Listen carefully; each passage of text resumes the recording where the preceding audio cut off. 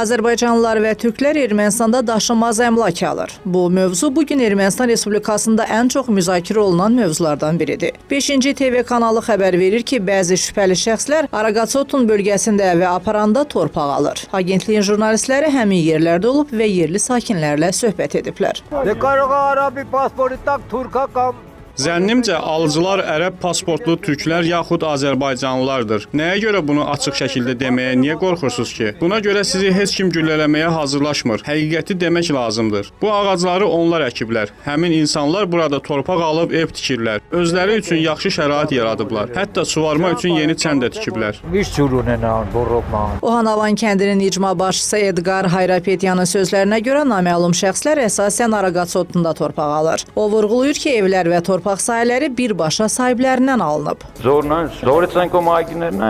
Çaylar əsasən onların torpaqlarında qalıb. Bu evlərin sahibləri ilə şəxsən tanış deyiləm. Bilmirəm onlar türkdür, Azərbaycanlı yoxsa ərəb. Bizim bazada yalnız onların adlarıdır. Onlardan birinin adı Abdullah Ayşədir. Gördüyünüz kimi burada onun soyadı qeyd olunmayıb. Aparan sakinlərindən biri türklər və Azərbaycanlılar tərəfindən alınan evləri göstərir. O deyir ki, ev sahibləri qışda kəndə gəlmir. Əsasən yayda burada dincəlirlər. Biz onları heç vaxt görməmişik. Əminəm ki, həmin alıcılar ərəb deyil, Azərbaycanlılardır. 2015-ci ildə onlar aparana gedə bilməyiblər. Bugün sərbəst şəkildə Ermənistana gəlib ərəb adı altında torpaq alırlar. Əminəm ki, bu insanlar Azərbaycanlılardır. Bizimlə Azərbaycanlılar arasında hansı dostluqdan danışmaq olar? İnanmıram ki, yollar açılandan sonra bizim sakinlər Azərbaycana yaxud Türkiyəyə getsinlər. Bu insanları yalnız öz biznesləri maraqlandırır. Onların məqsədləri məlum deyil. Bu günlərdə Ermənistanın İqtisadiyyat naziri Vahan Keropyan jurnalistlərlə söhbətində Türkiyə vətəndaşlarının Ermənistanda daima daşınmaz əmlak və şirkətlər aldığını da təsdiqləyib. Ermənistan iqtisadiyyatı Türkiyə üçün həmişə açıq olub. Türkiyə mallarının ölkəmizə idxalına heç vaxt məhdudiyyət qoyulmayıb. Həqiqəti bilmək istəyirsinizsə, Kadastr Komitəsinə, dövlət reyestrine müraciət edə bilərsiniz. Türkiyə vətəndaşları həmişə Ermənistanda daşınmaz əmlak və şirkətləri əldə ediblər.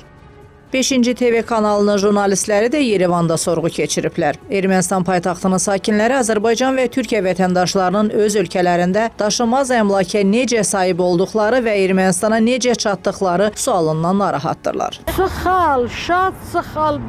Düşünürəm ki, bu səhvdir. Azərbaycanlılar ölkəmizdə hansı yolla daşınmaz əmlaka əldə ediblər? Bu necə baş verə bilər?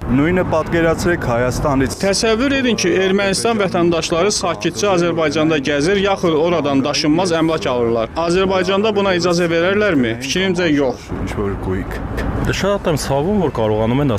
Məni narahat edən odur ki, Azərbaycanlılar burada daşınmaz əmlak və şirkətlər alırlar. Bunun günahkarı hakimiyyətdir. Onlar Azərbaycanlıların burada daşınmaz əmlak almasına yaxud başqa bir şeyə imkan verməməlidirlər. Bu məsələ erməni hüquqşünaslarını da narahat edir. Jurnalistlə söhbətində hüquqşünas İrma Çağaryan qeyd edir ki, Ermənistanda daşınmaz əmlakı yalnız Ermənistan vətəndaşlığı olan şəxslər ala bilər.